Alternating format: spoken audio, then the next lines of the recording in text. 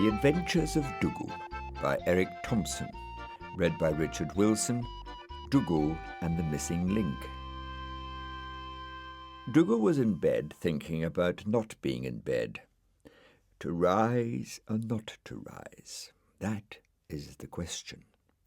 "Good morning, Gossamer," said Brian, arriving as snails do, completely silently.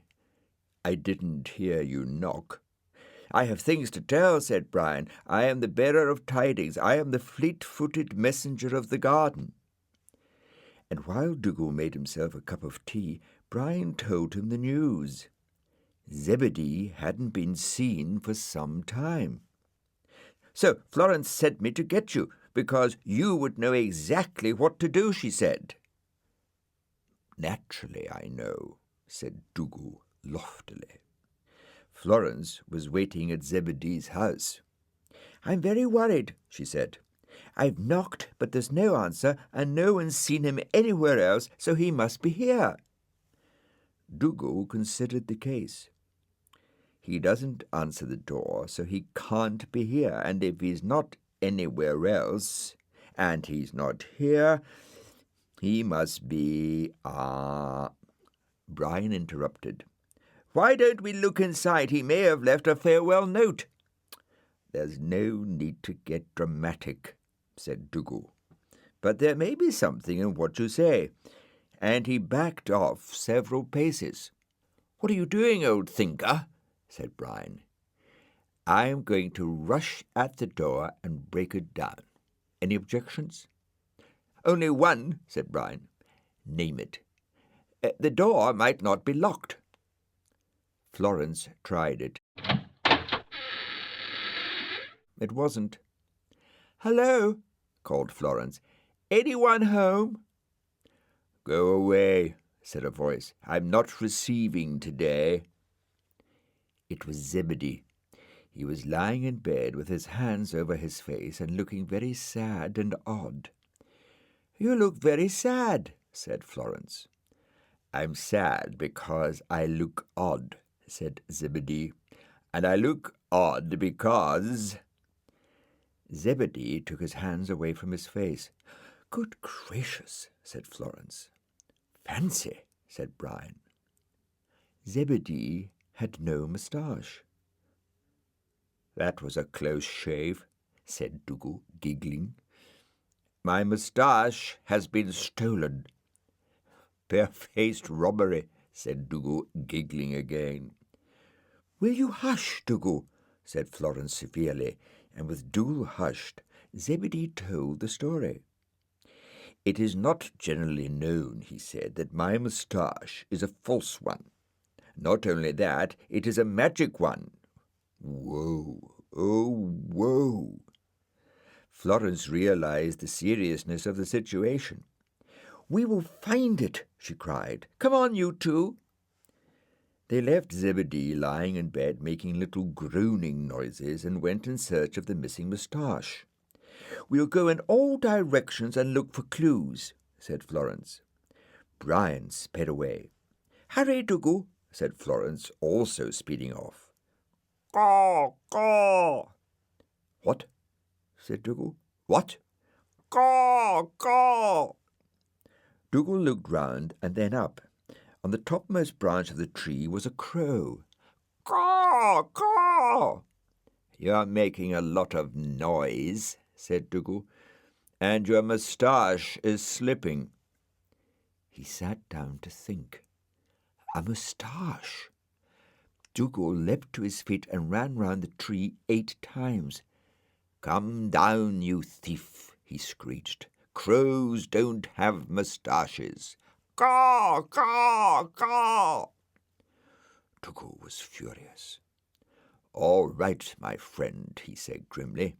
"You have raised the fighting spirit of the clan Dougal. Be prepared to accept the consequences." And he started to climb. Now, dogs don't normally climb trees, but Dougal was no normal dog.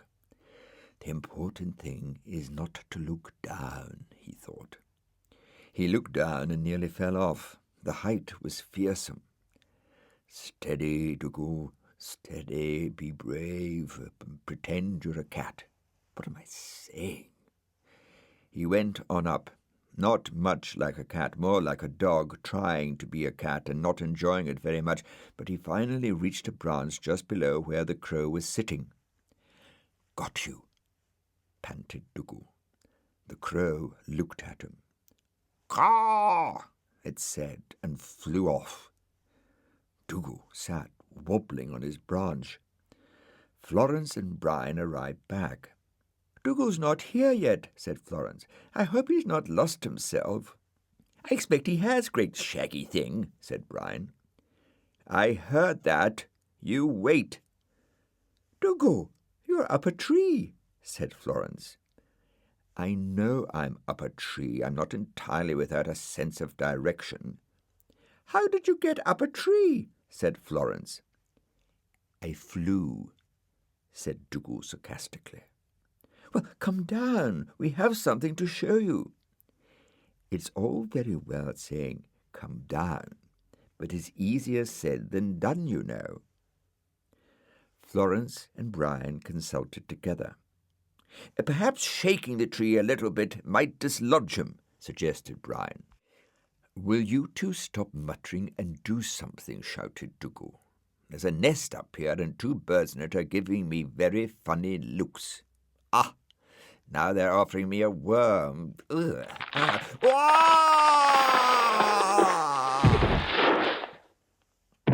There was a long wailing cry, and Dougal arrived on the ground beside Florence and Brian. "We were supposed to be looking for Zebedee's moustache, not climbing trees," said Florence. "Anyway, we found it. A crow gave it to us." They went back into Zebedee's house and gave him his moustache. "I am pathetically grateful," he said, as he put it on, "and to prove it, I will provide delights." He muttered a few magic words, and a magnificent feast appeared. "Tell me, old matey," said Brian, "why were you up that tree?"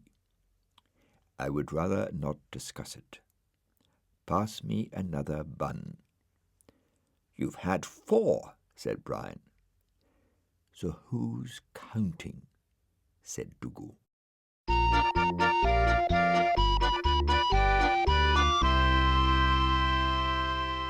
Dougal and a Mystery. "Arise, Sir Dougal," said the Queen. Dougal arose. "Hurrah for Dougal!" shouted a huge crowd. Dougal bowed. "Dougal for Prime Minister!" Dougal waved a paw. "Wake up, Dougal," said Florence. Dougal woke up. "You are rotten," he said.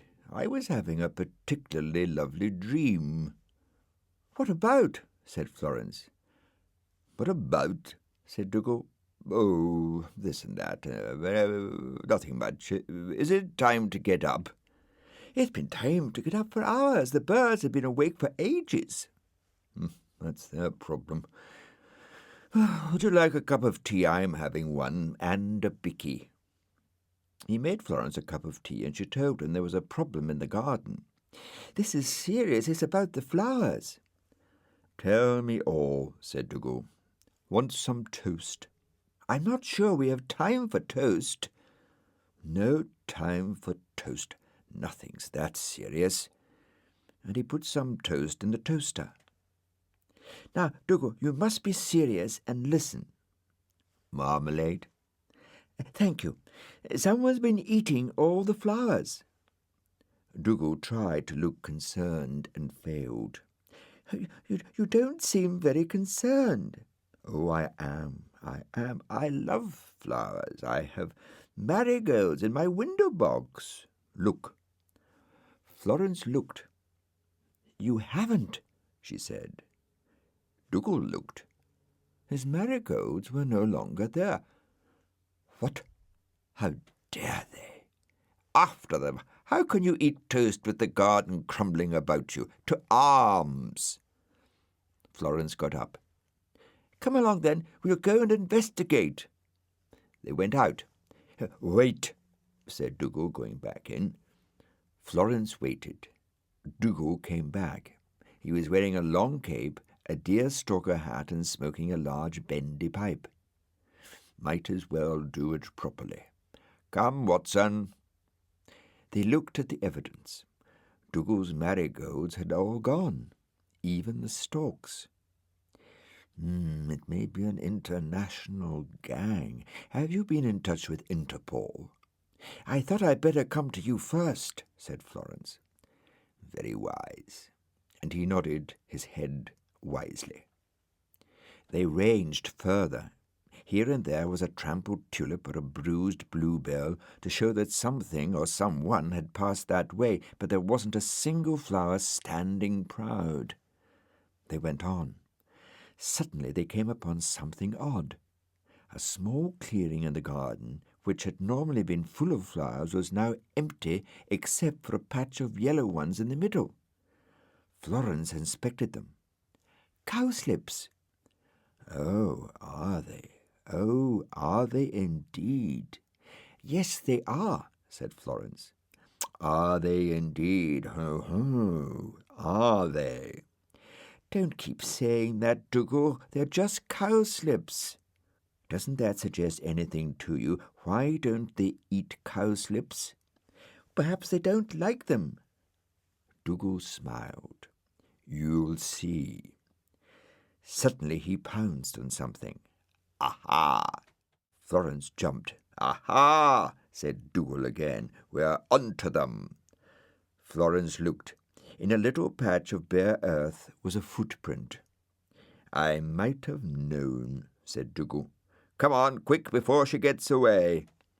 He raced on, and Florence followed. Dougal finally skittered to a halt behind a tree and peered round.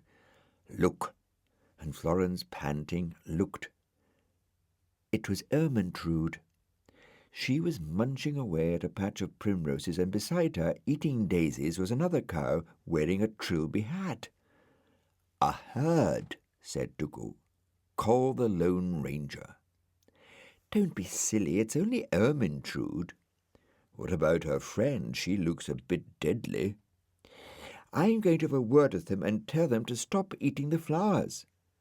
Careful, they may charge. Hello, dear thing, said Ermyntrude. How are you, and how's your little furry friend Donald? Dougal. I'm called Dougal, and I'm not little and furry. Well, you're not big and bald, are you, darling? But we won't quibble. I'd like to introduce my friend Janice. She's paying me a visit, so I'm showing her round. Florence said hello to Janice. Tell them about the flowers, hissed Dougal. Ermyntrude, may I have a word with you? Of course, dear thing, as many as you like. Well, said Florence, leading her to one side, I don't want to seem unkind, especially as you have a friend with you, but it is a rule that we don't eat the flowers in this garden. It's a strict rule, said Dougal, and it applies to all. Ermyntrude looked very abashed. My dears, I don't know what to say. I'm covered in confusion. And primrose juice. Janice, my dear, we've been very naughty. We've eaten forbidden fruit. And forbidden primroses, said Dougal, not to mention buttercups, daisies, and my marigolds. Ermyntrude and Janice were very contrite when they realized just how much of the garden they had lain bare. Got carried away, said Ermyntrude. Florence told them they mustn't get carried away again, and that from now on the flowers must not be eaten. Ermyntrude promised Florence that they would be good in future, however strong the temptation. That's splendid, said Florence. And now we'll all go back to Dougal's house for a cup of tea. But I haven't got a thing in. I'm not prepared. There's not a cake baked, not a bicky in the tin.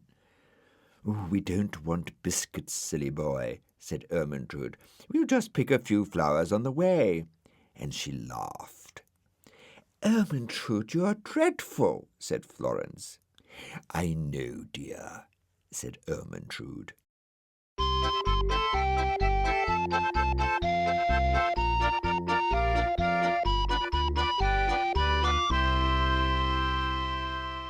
Dougal and the Garden Navy. Dougal was up and about. It was a bright, sunny morning, and he was just finishing his 7th cup of tea and his 14th biscuit when he heard shouting outside. Obviously an anti-government riot, he thought, pouring another cup of tea. I will not get involved. "Come out, Dougal," shouted a voice. Dougal opened the door just as Florence was about to bang on it again with a large megaphone. "Oh, good, Dougal, you're awake." "Awake? I'll never be able to sleep again. What's the meaning of all this?" He looked round. There was Florence dressed in a pith helmet and a sailor suit. There was Brian with flags flying from both horns, and there was Dylan in bell-bottom trousers. There was Mr. Rusty banging a drum, and there was Ermentrude wearing a sailor hat with "Kiss Me Quick" written on it. "It's Navy Day, old Admiral," said Brian, "and we're all going to launch our boat." "He's right," said Florence, "and we brought you the captain's hat." Dougal tried not to seem too pleased. Where is this fighting vessel?" "Over there." Dougal took the megaphone from Florence and tied it under his chin. "Keep in step," he shouted. "No talking in the ranks, remember Nelson." And the procession moved off, Dylan playing his bagpipes, Mr. Rusty banging the drum, and Brian singing a sea shanty and occasionally letting out a piercing whistle. "Isn't it exciting?" breathed Florence. "If you can stand the noise," said Dougal. "How much further to the sea?" "Oh, we're not going to the sea. We're going to Mr. McHenry's." "But Mr. McHenry doesn't live by the sea," said Dougal. "So how can we launch a boat?" "Oh, don't quibble," they said. "Captains shouldn't quibble. On, on." The procession arrived at Mr. McHenry's, and he was there to meet them wearing an admiral's hat. Dougal sat down firmly. "Now, just a moment. One, I have been invited to a nautical venture, right?" "Right," they said. "The boat is somewhere here, right?" "Right," they said. "But this is not the sea, right?" "Right," they said. "So a boat won't be of any use, right?" "Wrong," they said. "Come and see." And there, in Mr. McHenry's field, was the boat. It had masts, a funnel, 2 anchors, and a rudder to steer with. Everyone except Dougal went on board and waited. Brian said, "Go!" and Dylan played his bagpipes while Dougal walked slowly up the gangplank. "Quiet, quiet!" shouted Brian. "All be quiet!" Dougal assumed an attitude of importance on the bridge. "Crew members, far be it from me to stifle the spirit of enterprise, but I feel I must point out that this boat, in common with other boats, does need water to make it go. We have no water. Therefore it won't go. I would welcome suggestions." He looked round. "I think we'd better call Zebedee," said Florence, and she did. "As I see it," said Zebedee, "there are 2 alternatives. We either get the boat to the water or the water to the boat. Getting the boat to the water will take time, and getting the water to the boat will take a miracle, so—" He paused and looked at the boat. "Perhaps a 3rd alternative." And he muttered a word or two. "There you are," he said, and he left. They looked round. Nothing seemed to have changed. "Nothing's changed," said Dougal. "What did he do?" They rushed from side to side, looking about them, and as they did so the boat moved a little, then a little more. They looked over the side. "It's got wheels!" they shrieked. "Hurrah!" Dougal looked very upset.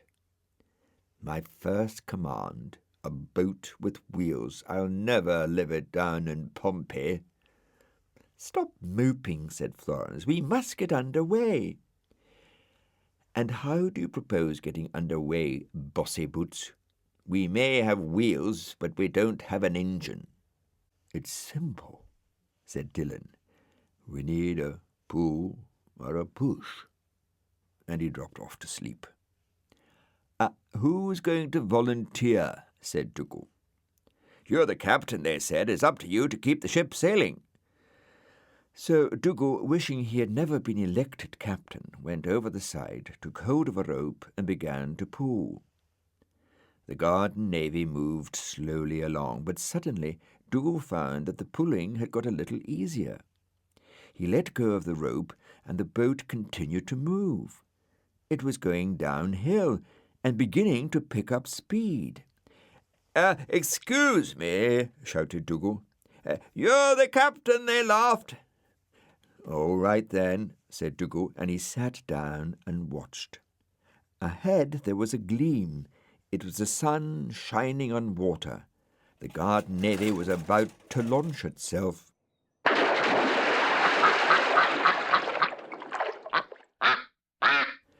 The boat hit the water with a great splash, shot out in the middle of the pond, and sank. Luckily the water was very shallow, and the boat settled on the bottom, leaving the deck sticking up out of the water.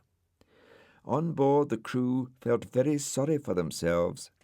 "Scuppered," said Brian mournfully. "Sunk without trace," said Ermyntrude inaccurately. So they came ashore, all wet and muddy. "Oh, come on," said Dougal. "You'd better come back to my place for baths and a cup of tea." "Oh, you're so good to us, Captain, sir," said Brian. "Don't push your luck," said Dougal.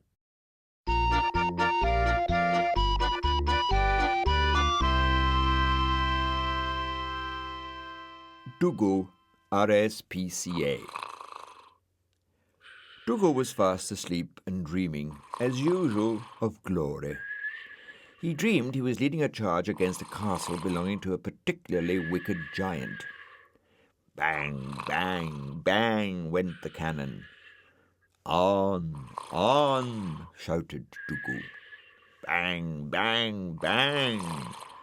Dougal was suddenly awake, but the guns were still going. Bang, bang, bang. It was someone knocking at the door. "Oh, all right, I'm coming," shouted Dougal, and he heaved himself out of bed and opened the door. There was no one there. "What? I thought someone was knocking." "Someone was," said a voice. Dougal looked up. It was a butterfly. "Was that you knocking?" "Who else?" said the butterfly. "May I come in?" "Oh, I think you'd better," said Dougal. So the butterfly came in and settled on the back of a chair. "Want some tea?" "Butterflies don't drink tea." "Of course," said Dougal. "Silly of me.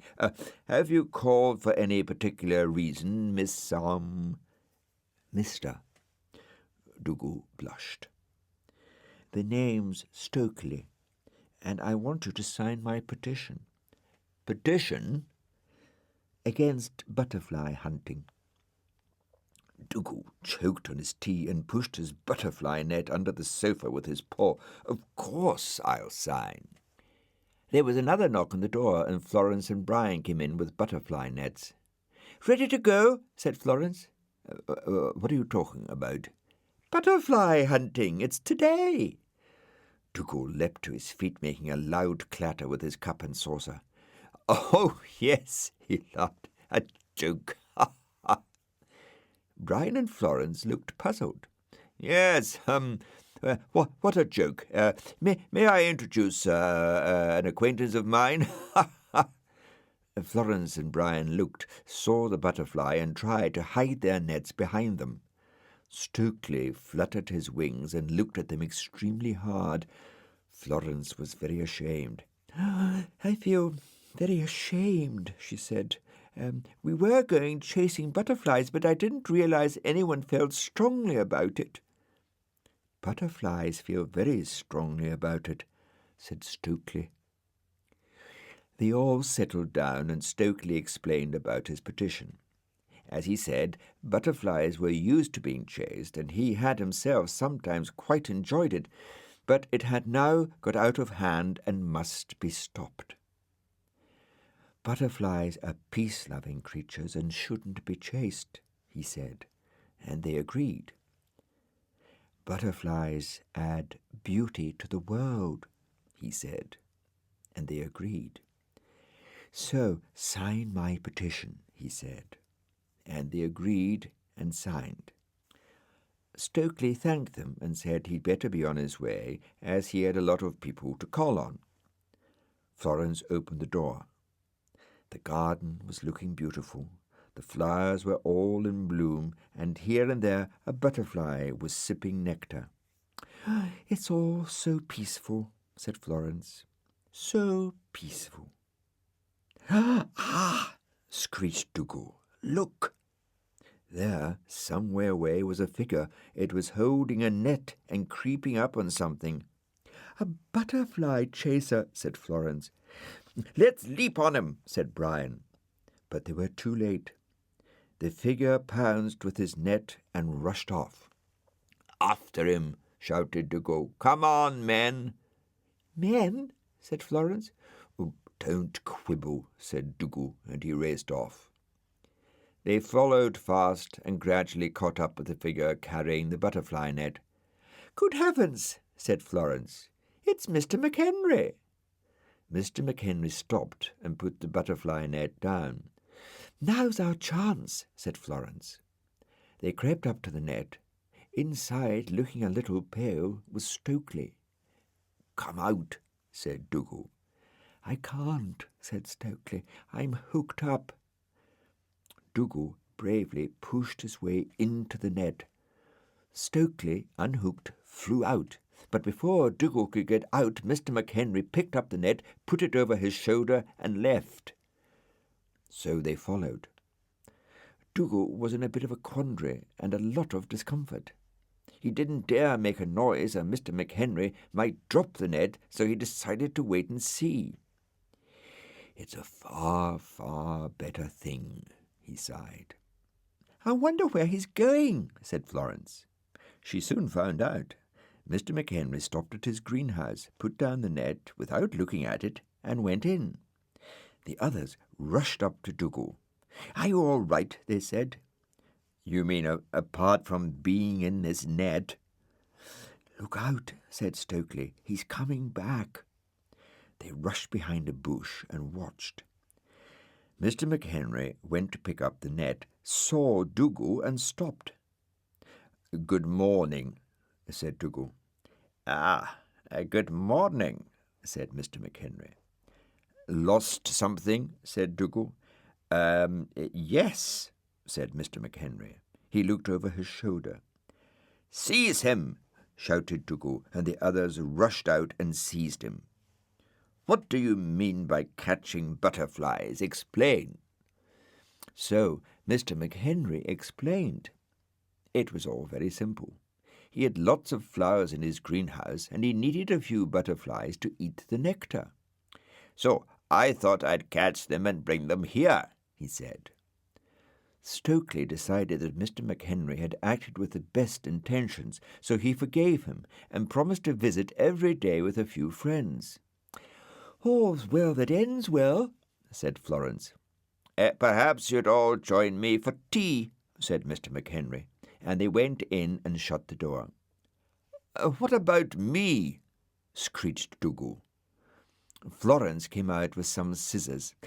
"Sorry we forgot you, Dougal," she said brightly, cutting him free. "Good of you to bother. I don't suppose there's any tea left." "We might find you a little something," said Florence. "Come along."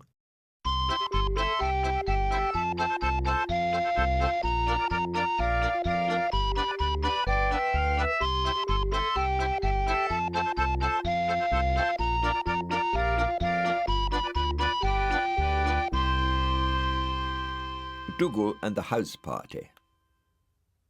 Dougal was sipping a cup of tea one morning and thinking about his house.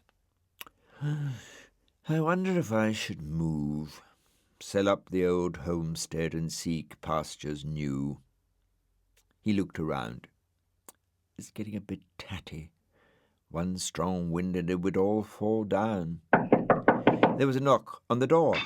2 cups fell off the dresser and Dougal's chair collapsed. "Come in," he said heavily. Brian came in. "I say, you're in a bit of a pickle, aren't you? Broken cups, broken chairs. Been having a party?" "Yes, I was entertaining a snail." "Oh, anyone I know?" "Oh, be quiet," said Dougal. "I can see you're upset," said Brian. "Tell your little mate everything." "Look at it all," said Dougal. "Not fit for a snail to live in. I must move, make a fresh start." "You want a fresh start," said Brian. "I will rally your chums and we will build you a new house. Leave it to me." And he rushed out, slamming the door. The bookcase fell down. Brian found Florence talking to Dylan, Ermyntrude, and Mr. Rusty. "We are needed by someone." "Who?" said Florence. "My little hairy mate, that dog. His house is falling about his ears, and I said we would build him another one. Are we going to let him down?" "Certainly not," said Florence. "We will do our best for our friend Dougal, won't we?" "We will," they said. "We will do our best." "Our very, very best," said Florence. "Yes, indeed," they said. "We need plans," said Brian, "and wood and nails and doors and windows and furniture and carpets and cups and saucers and a teapot and a lot of lettuce." "Lettuce?" they said. "Well, you don't want me to starve, do you?" "Why, what are you going to be doing?" they said. "Supervising, giving orders, very taxing to the brain, and my first order is, 'Ready, steady, go!'" So they went. Florence and the others arrived at Dougal's house. They looked through the open window and saw Dougal asleep. "Now's our chance," said Florence. "We'll build it before he wakes up and give him a surprise." "If we build it before he wakes up, I'll get the surprise," said Brian. Taking care not to step on Dougal, they took the house apart bit by bit until they had it all laid out and ready to put up again. Ermyntrude dropped a chimney pot. "Shh," said Florence. "You'll wake him." They decided to put Dougal's house together again a little way from where he was sleeping. They got the walls up and stood back to look at it. "Oh, we've forgotten the drain," said Brian. "The water won't run out of a sink, and you know what he's like, always making tea." "Are you good at drains?" said Florence. "Not particularly, but I know someone who is. I'll go and get him." Dylan put the books in the bookcase, and Mr. Rusty got in everybody's way. Brian came back. "Here we are, my friend Frank. He's a mole and very good at drains." "We need drains for the sink," they said. "Easy," said Frank, and he climbed into the sink and disappeared. There was a shout from outside. There was Frank, covered in mud, sitting on the ground about 20 yards away. "It's a great drain, one of my best," and he disappeared. "Good heavens," said Florence. "Where's he gone now?" "To catch the underground, I expect," said Mr. Rusty, and he laughed so much he fell over. They tiptoed across to Dougal and picked him up. "Which end have you got?" said Brian, puffing a lot. "Does it matter?" said Florence. They put Dougal into his bed and crept out. "Won't he get a surprise?" they said. "Aren't we clever?" they said. And they left, closing the door behind them with a bang.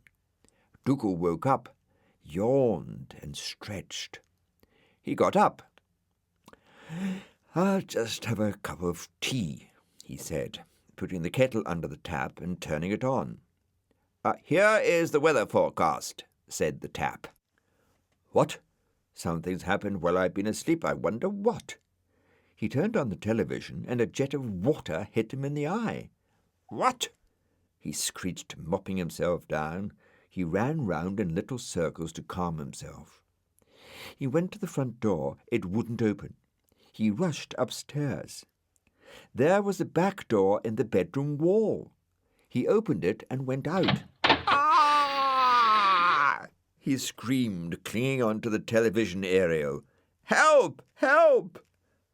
Just then, Florence and the others came back. "What are you doing, Dougal?" said Florence. "Come down at once." Dougal came down with a thud. "We've come to tea," said Florence. "May we go in?" Dougal groaned. Florence tried the door. It wouldn't open. "We'll have to go round to the back door." "The back door's up there," screeched Dougal. Florence looked. "Oh dear," she said. "Oh dear," said the others. "Sorry," said Florence, and she called to Zebedee and explained the situation. "I think we can do something about that," said Zebedee, and he said a few magic words.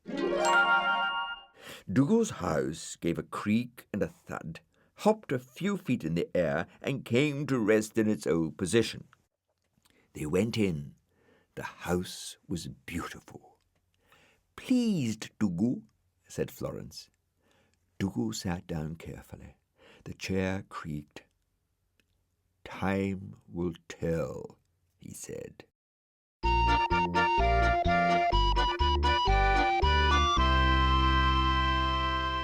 Dougal and the Perfumed Garden. Dougal was fast asleep when there was a tap on his door. "What?" he said. What? He grumbled out of bed, unlocked the door, and opened it. It was Brian. Dougal looked at him hard. "It's 3 o'clock in the morning," he said, "and I'm not very well. Sorry to hear that. May I come in?" And he came in. "I expect you're wondering what I want. There's a prowler in the garden." "A prowler? What's he doing?" "Prowling," said Brian. "What do you want me to do about it?" "Well, I thought you'd go out there and catch him and ask him what he's doing and tell him anything he says will be used in evidence and all that sort of thing." Brian helped himself to tea. "Well, are you going?" "Is he armed?" "Yes, 2, said Brian, "like most people." Dougal controlled himself with difficulty. "I mean, does he have a gun or anything, you great clump?" "Well, he had something pretty wicked-looking in his hand. It frightened me." "Anything frightens you," said Dougal. "Come on." Outside it was very dark. "Dark, isn't it?" said Brian loudly. Dougal leapt behind a tree. "Sorry," said Brian. "Did I make you jump?" Dougal came out. They went on. "Where did you see this prowler?" "Over there." They looked over there, and there was a prowler, definitely prowling. They hid behind a bush and watched. The prowler was dressed in black from head to foot and behaving in a very strange way. He was going up to each flower in the garden and squirting it with a big brass garden spray. Every now and then he refilled his spray from some bottles he had in a bag. "What a funny carry-on," said Brian. "You can say that again," said Dougal. "What a funny carry-on." "Oh, be quiet." "Shall we pounce?" said Brian. "I'm a very good pouncer." "By the time you'd pounce to be 3 miles away," said Dougal. "Well, you pounce then." "And get squirted," said Dougal. The dark figure moved away. They followed. It went to some rose bushes and started squirting again. "Do you think we should get Florence?" said Brian. Dougal looked at him pityingly. "Rouse a young lady in the middle of the night? What a cowardly suggestion. Are you a man or a mouse?" Brian thought. "I'm a snail." Busy talking, neither Dougal nor Brian noticed the dark figure with his spray had circled round and was coming straight towards them. "Freeze!" hissed Dougal. The figure came very close and peered at them. "Funny-looking flowers," he muttered, squirting Dougal and Brian with his spray and moving on. Dougal sniffed. There was a very strong smell of roses everywhere. "Have you been using scent?" "Certainly not," said Brian. So, smelling like two rose bushes, they followed the man with the spray. "Where's he going?" panted Dougal. "Perhaps he's run out of squirt and is going to get some more," said Brian. Sure enough, the man stopped at a house and went in. "Hey, old fellow sleuth," said Brian, "that's Mr. McHenry's house." "Odder and odder," said Dougal. "What's he doing in Mr. McHenry's house?" They went nearer and looked in the window. Inside it was all dark and sinister. "I hope Mr. McHenry's all right," said Brian. "I like him." Suddenly all the lights went on in Mr. McHenry's house, and they saw Mr. McHenry. He's safe," whispered Brian. They watched. Mr. McHenry moved about the room busily. He picked up several coloured bottles and put them in a row. Then he took a big coloured jug and started to fill them. On the table was the large spray. "The phantom squirter," whispered Dougal. "Old Mr. McHenry," whispered Brian. "Whoever would have thought it," said Dougal. "I would," said Brian. "I never liked him." Mr. McHenry finished filling the bottles and packed them into a large bag. He picked up the spray and went to the door. "He's going to start again," squeaked Brian. "We'll follow and observe," said Dougal. They went on. Mr. McHenry stopped at a little gate in a high wall, opened it, and went in. "We've got 'em," said Dougal. "Come on." And he shot through the gate and slammed it shut behind them. "We've trapped him." "You've trapped us too," said Brian. "We're all alone behind this high wall with the mad squirter." Dougal blenched.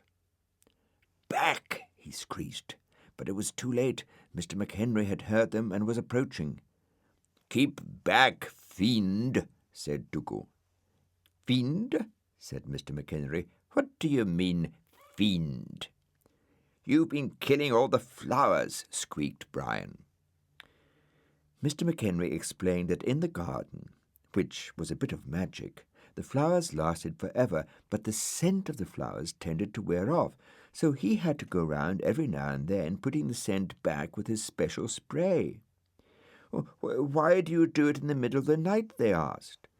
"Well, I don't want anyone to know," said Mr. McHenry. Brian and Dougal promised not to tell. "Well, I think you'd better come back to my place," said Mr. McHenry. "I'll make you all one of my special breakfasts, toast and honey, waffles and treacle, scones and jam, carrot salad and a cup of tea." They went.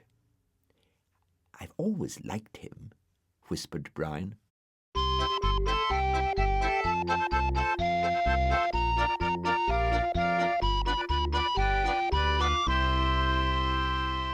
The Tea Party. Dougal was at home early one morning, sipping a cup of tea and thinking about life. "Perhaps it's not too bad." He put down his empty cup. "Then again, perhaps it is." There was a knock at the door. Dougal got up. Another knock, louder. All right, I'm coming." Dougal opened the door. It was Brian, wearing a very large blue cap and carrying a very large canvas bag. "Can I come in?" "I can't think of any reason why you should," said Dougal. "Postmen are always asked in, and I'm a postman. I demand to be asked in and provided with comforts." He pushed past Dougal, went in, sat down, and started to whistle a little tune. Dougal put the kettle on. "Boiling already?" said Brian. "Of course not," said Dougal. "Oh, I thought I heard it whistling." "That was you." Dougal made some tea, gave a cup to Brian, and sat down. "Lovely day," said Brian. He finished his tea. "Well, I must be off." "Haven't you forgotten something?" said Dougal. Brian paused. Dougal stepped on the canvas bag as Brian went by, and Brian somersaulted and landed on his shell upside down. "You tripped me up," he squeaked accusingly. "An accident," said Dougal. "Lucky, though, or you might have gone without giving me my letter." "So I might," said Brian. He gave a great heave, righted himself, and scuttled into the bag. Dougal pulled at the strap on the bag and lifted it up. Brian disappeared with a thump inside. "I shall count to 3, said Dougal, "and then if my letter doesn't appear, I shall hang this bag on a hook and go on holiday." "We postmen aren't easily frightened," shouted Brian from inside the bag. 1, said Dougal. 2. A letter appeared. Dougal dropped the bag. Brian crawled out. "It's an invitation," he said. "We've all got one," and he went out very quickly. Dougal rushed after him. "Rotter!" he shouted. "Spoil sport!" Dougal sat down to read his letter. It was an invitation from Florence. She asked everyone to come to tea that day and said he was to be sure to come, as she's got everything arranged and lots of lovely things in. He brushed his hair and then had a sudden thought. "I must take her something, a present, some flowers perhaps." Outside the sun was shining and it was very hot. There didn't seem to be many flowers about. "I shall go to Mr. McHenry. He'll have some in his greenhouse." But Mr. McHenry hadn't. "It's this dry weather we've been having. We need rain." He pointed to the weathercock on top of the church. "See that? Wind's in the south. Needs to be in the west for rain." And he went into his greenhouse and started mulching a few things. Dougal went slowly towards the church. He had to have flowers for Florence. There seemed to be only one thing to be done, so he did it. Halfway up the church steeple, he stopped for breath. "I hope I'm doing the right thing," he thought. He passed 2 pigeons sitting on a ledge. "Afternoon." The pigeons remained silent. "Suit yourselves," grunted Dougal, clambering on. "Was that a dog?" said one of the pigeons. "Don't be silly, Phyllis," murmured the other. Dougal reached the top and looked at the weathercock. I have a request. We need a little rain, and you're pointing the wrong way. Might I trouble you to turn to the west?" "Can't be done," said the weathercock. "Not without a chitty in triplicate." Dougal sighed, eased himself up a little, and slipped. "Whoops!" he shouted, grabbing the weathercock and spinning round. A wind started to blow. The weathercock went round faster and faster. "You haven't got a chitty!" "Oh, shut up." The weathercock bent a little. The wind blew more and more. It started to thunder. Another bend and a squeak, and the weathercock jammed and stopped. Dougal was thrown off and found himself slithering down the steeple. He passed the pigeons very fast. "I've seen that dog again. I'm getting very worried about you, Phyllis." Dougal reached the bottom just as it started to pour with rain. The weathercock was pointing firmly to the west, and Dougal was soaked to the skin. With water dripping off him, Dougal hurried to Mr. McHenry's. "Lovely weather," he shouted through the crashing thunder. A wave of water carried them right into the greenhouse. I thought you needed rain," said Dougal. "Rain I needed," said Mr. McHenry. "Floods I can do without." He grabbed a passing pot of geraniums. "Look at that! Pitifully bedraggled." "Can I have it?" said Dougal. "Well, I don't want it," said Mr. McHenry. Dougal took the pot and looked down. The water seemed very deep and muddy. "You don't have a boat handy, do you?" Mr. McHenry finally snapped. "No, I do not. This is a nursery, not Portsmouth Harbour." Dougal decided it was time to leave and started to swim towards Florence's house. Everyone was there looking out of the window. Mr. Rusty, Brian, Ermintrude, Dillon and Zebedee. Florence opened the window, and Dougal heaved himself up and fell inside onto the carpet. He turned to Florence. "I've brought you a flower." "Oh, Dougal, how lovely," said Florence. "You shouldn't have bothered." "Oh, it was no bother," said Dougal. "Any cake left?" And there was.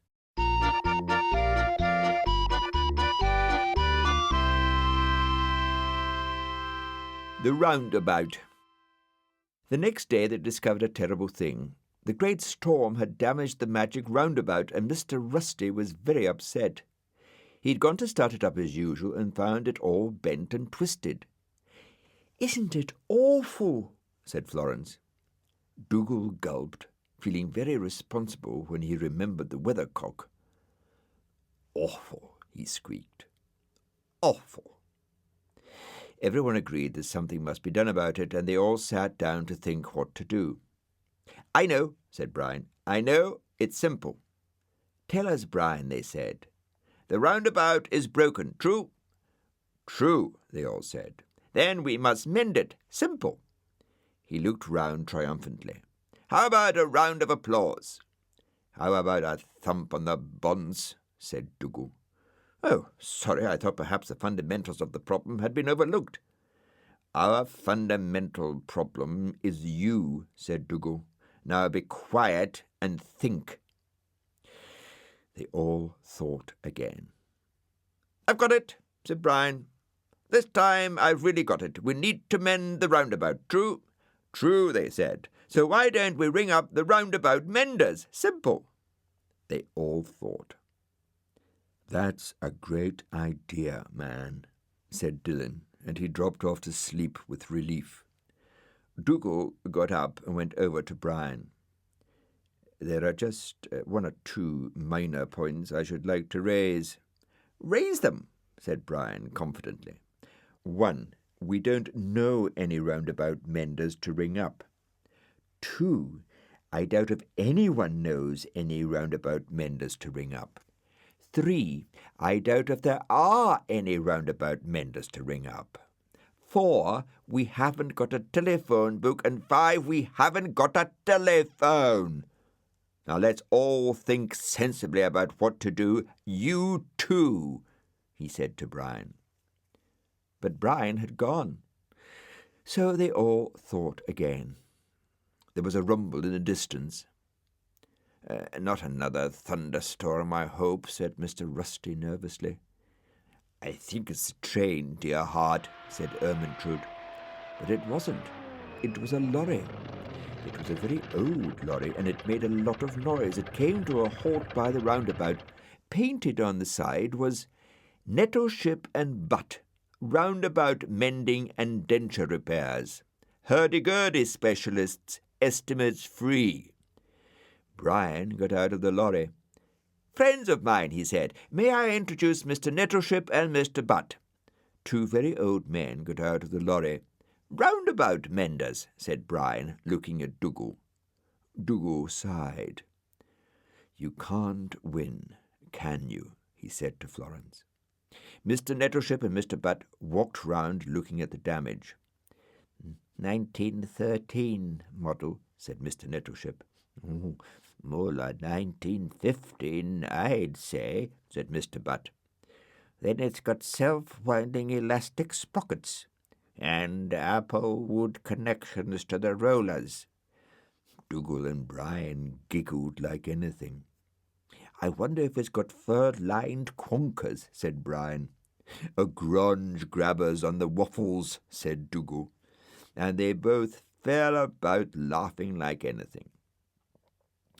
Mr. Nettleship and Mr. Butt walked over to the lorry and pulled out 2 big bags of tools.